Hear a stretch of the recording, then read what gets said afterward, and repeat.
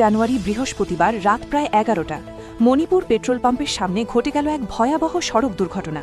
মুহূর্তের মধ্যেই চাঞ্চল্য ছড়িয়ে পড়ে গোটা এলাকায়। মণিপুর পেট্রোল পাম্প সংলগ্ন এলাকায় একটি ম্যাজিক ট্র্যাক ও অটো গাড়ির মুখোমুখি সংঘর্ষে গুরুতর আহত হন অটো চালক। সংঘর্ষের তীব্রতায় রাস্তার উপর ছিটকে পড়ে গাড়ি দুটি।